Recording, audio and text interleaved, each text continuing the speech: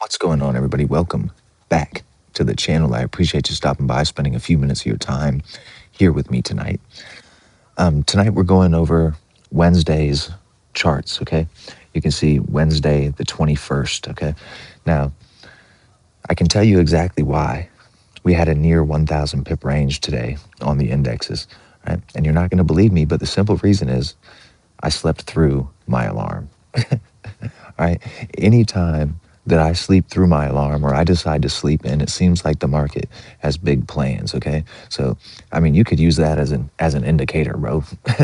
But funny business aside, we had a great trading day today. Congratulations to those of you who stuck to your plan. All right. Whether you took a trade and won, you took a trade and lost, or you didn't take a trade at all. If you stuck to your plan, pat yourself on the back. All right. Journal that as a green day because we put process before profits, right? Now,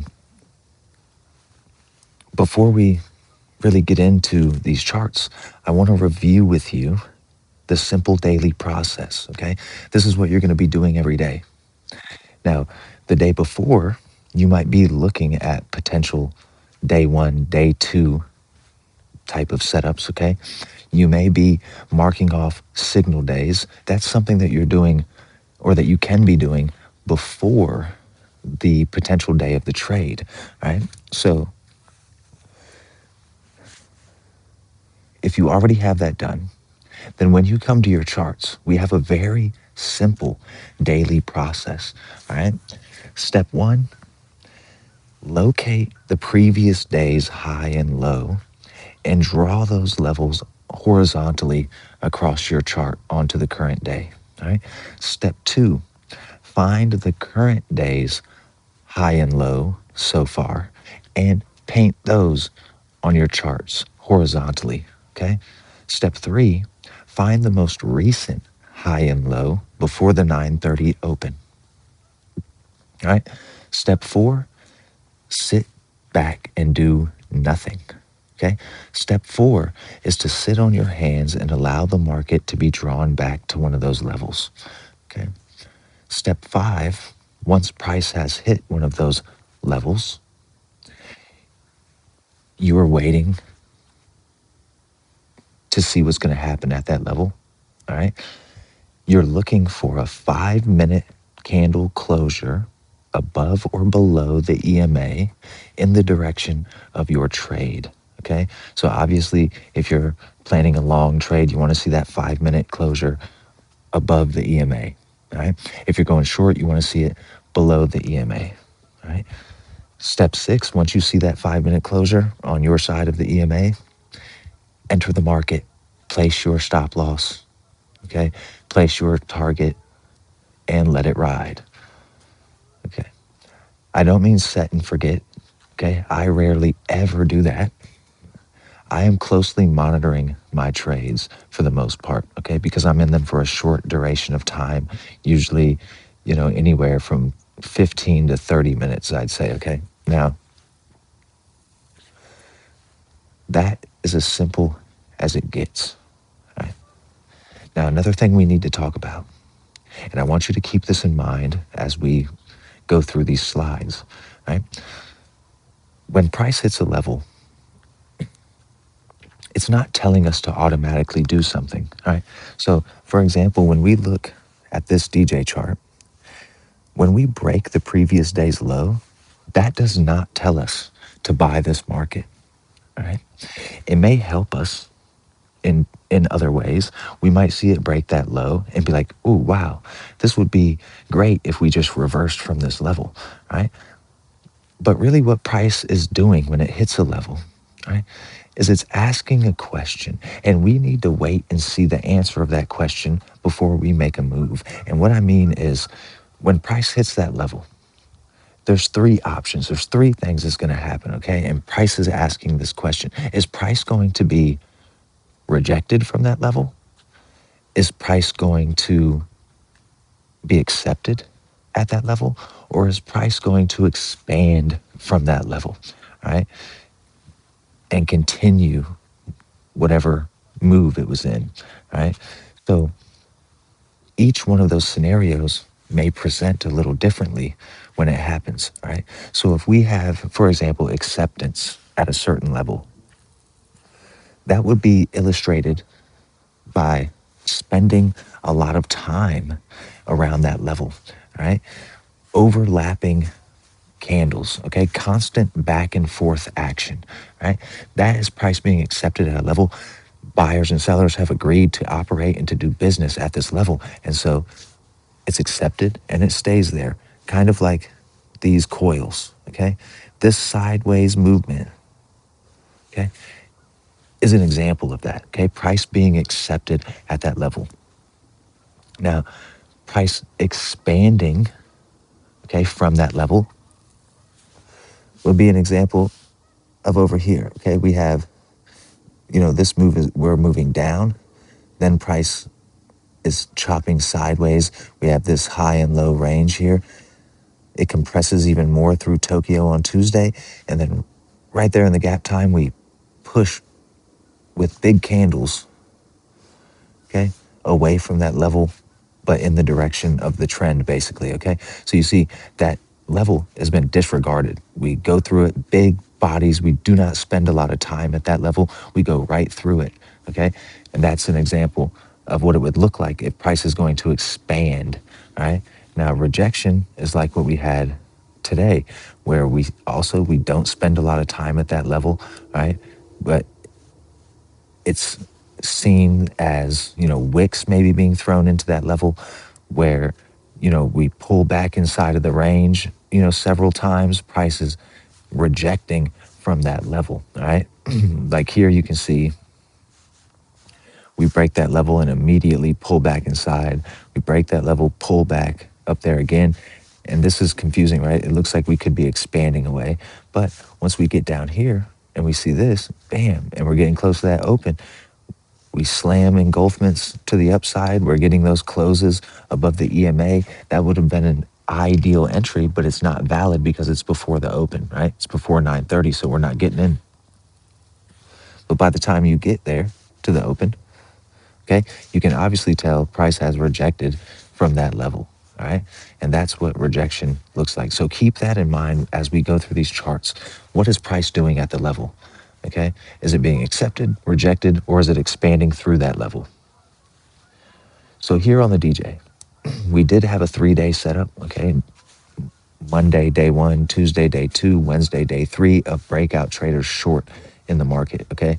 This becomes our day 3 of breakout traders short as soon as we break the previous day's low, headed into that 8 o'clock area, all right?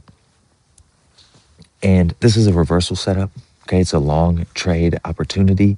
It can take place on that 3rd day of breakout traders itself, or it could be a signal day alerting us to that long trade the following day, all right? Now, the NAS, in my opinion, had a cleaner chart if we were looking for entries around or after 9:30.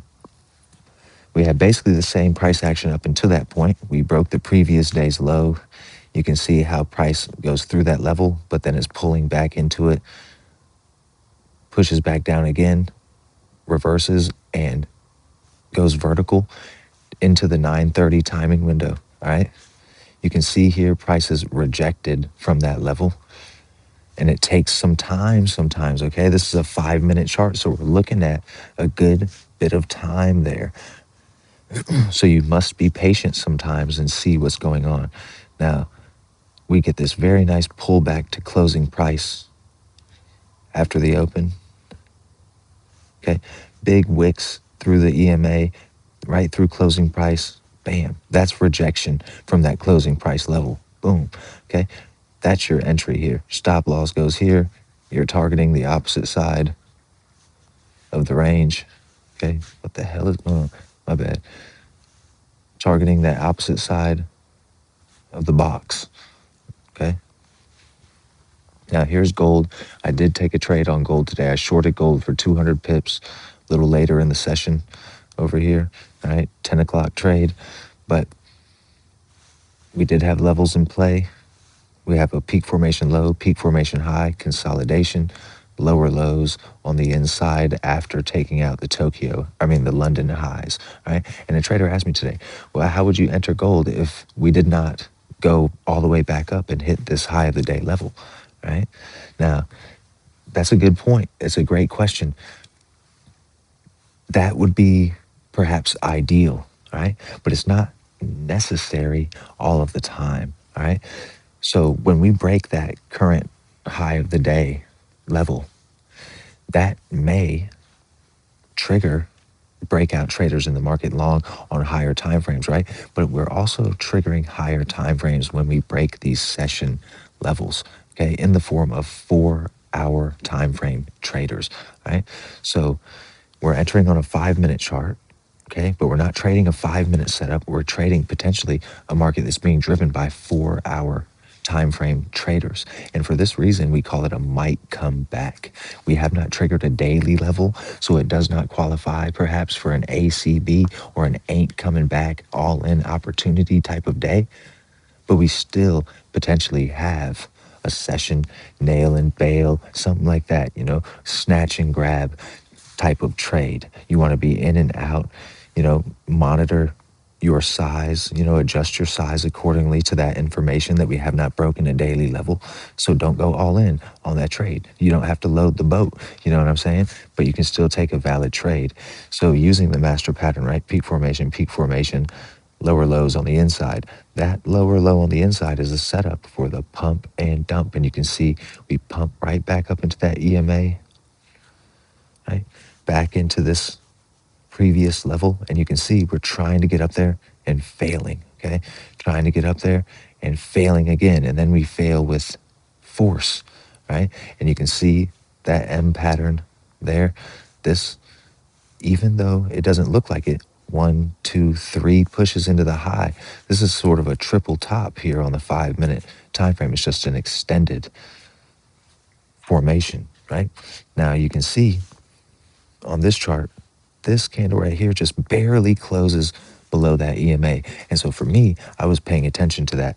And when we broke through that wick, I was like, okay, yeah, I'm liking that. And we kept on going, and I just went ahead and got in that market. Put my stop loss up here somewhere. I think I put it at the body of this white candle, okay? I was targeting at least this level here. This is a huge candle, okay? I closed 200 pips very quick. Basically, as soon as I saw it flash 200 pips, I was out of there. I was like, okay, that was actually kind of crazy. I wasn't expecting to get 200 pips that fast, but I'll take it, right? Now here we're looking at EU, the Euro US dollar currency pair. Now, if you already have looked, you say, okay, I got a possible 3-day setup today. Okay, I got a signal day the previous day. When you come to your charts, you're going to be still marking off the previous day's high and low, the current day's high and low, or the most recent high and low before that 9:30 or 8:30 open, depending on what, instrument you're trading. Excuse me.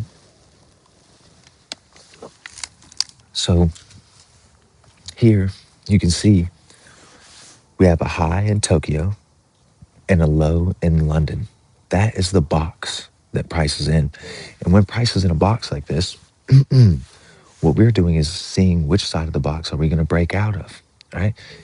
And with the information that 80% of breakouts fail, often the market will break one side of that box only to reject and go straight to the other side, right? Sort of tricking traders, right? When we break out of that box, traders start to trade in the direction of that breakout, okay? So you can see this market hikes up from those London lows, trades through the current high of the day, the Tokyo highs, right? Puts an M formation there at the high of the day, okay? And if we zoom in, that big engulfment, that's exactly what we're looking for on a 5-minute chart, okay? This is a 3-bar engulfment, right? We have that big green bar at the top and then 2 bars engulfing that and engulfing the entire M pattern right here, the middle structure. That's our 5-minute close below the EMA. That meets all your entry criteria. You're in the market, okay? Stop loss is at the high of the day. We aim for the opposite side of the range. And if your stop loss is too wide, okay, when you enter on a 5-minute chart, enter on the 5-minute chart, place your stop loss accordingly, and then go into a 1-minute time frame and adjust it if you see another place where you think it makes sense, like maybe at the tops of these candles, right? Now, for me, I'm not like set in forgetting my trades. I monitor my trades closely. So if I'm in this trade, I enter here and it starts going back up here, okay?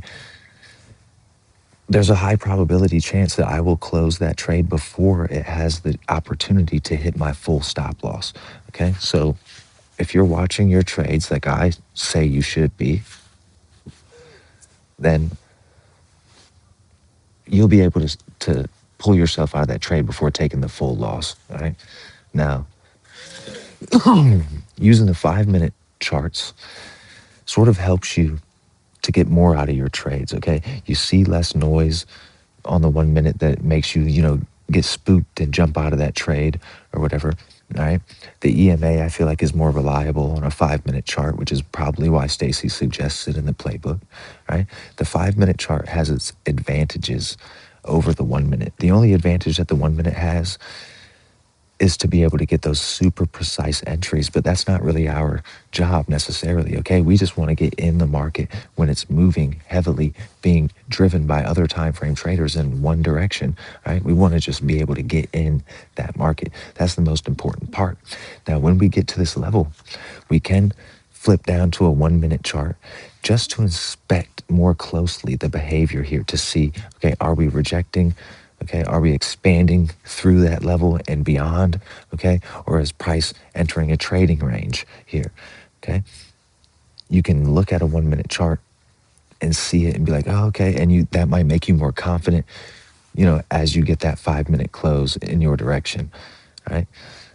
But really, the 1-minute charts, and I use the 1-minute charts a lot, but I went back and looked at my data, okay, and my most profitable trades are trades that I hold anywhere between 15 and 30 minutes. Okay. So 3 to 6 5-minute candles. And that's all you need. Now, when you're using those 5-minute candles, it becomes a little bit easier sometimes to hold those trades for a longer duration. All right. And that might pay off for you. So I think that the pros, and the main reason is that Stacy, this is what he says in the playbook, 5-minute candles, right? Not 1-minute candles. So for that reason, I recommend you stick to the 5-minute chart. It's a little more reliable, okay? Now we're looking at Bitcoin. Does anything look the same here? When you're taking these types of trades, bro, most of your trades should look the same. So for me, I like to trade reversals, right? And I'm short biased. So a lot of my trades look exactly like these pairs, okay? I could print off so many trades. You guys seen them, like my NAS trades, right? The DJ trades. A lot of the times I'm shorting the market, right? And it looks like this, like they all play out the same. And that's because there's only 2 setups, right? A pump and dump or a dump and pump. It might not happen ideally every day. You won't get a well-engineered 3-session setup or a 3-day setup, all right? But those days, maybe you don't trade, okay? Or you trade on your demo account or something like that. But you wait until you see what you know works, and then you trade, okay? And that's it. That's the only time. So here you can see, again, we use our simple daily process. Here's our low of, this is our box. It's the low of the previous day and the high of the current day before we get to 9:30, right? Now we have a more specific box with this low. Okay, we could have that low, this high, all right? Either way, the market pumps up going into that timing window, okay? This is a later trade, a 4th-hour trade near 11 o'clock. So you can see we go up, we break through the current high of the day, triggering those higher time frame traders into the market, okay? We got our M at the high of the day. We zoom in here. There's our 5-minute close below the EMA. You're in there. Stops at the high of the day, okay? And you aim for either this could be your first target, closing price target, or the low of the previous day target. Either one, you would have got paid. Okay? The important thing is you get in the market. All right. Now you can see we have this small time frame M. We have the whole day is a larger time frame M. Okay. These patterns are fractal. That's why we have a high and low range right here. Then we have smaller time frame highs and lows that we're paying attention to, such as the high of the current day and low of the current day, or the most recent high and low range. Right. As long as it's clear. Okay. Here on GU, we have the high of Tokyo and then this London low sort of in the gap time, right? This market pumps up past that 10 o'clock hour. So it's sort of a 10 a.m. type of trade, okay? We pump up, just pip through. This is a perfect example of rejection, okay? We pump up through those Tokyo highs. We throw all sorts of big wicks into that level. This is an M pattern at the high of the day level. Even though it's all jumbled up and looks silly, okay, you can still see it clearly where we go up, we go down, we go up, we go down. That's an M, a double top, right? You can see this very large engulfment here. Gives us our close below the EMA. You get in that market, stops up here at the high of the day, target the opposite side of the range. If you're monitoring your trades, you might have taken a loss on this, right? Or maybe you just closed it somewhere early inside of all this chop because it's just not moving the way you want to. And sometimes that's going to happen, all right? Again, we did not trade all the way up and break the previous day's high, okay? We broke the current day's high. It might come back on you, okay? So here we have the US dollar, Japanese yen. Here we're using the most recent high and low because we have this clear box here that prices in going into the open, all right? Now you can see just before that 8 o'clock window, price breaks those London lows, putting in a new low of the day level, all right?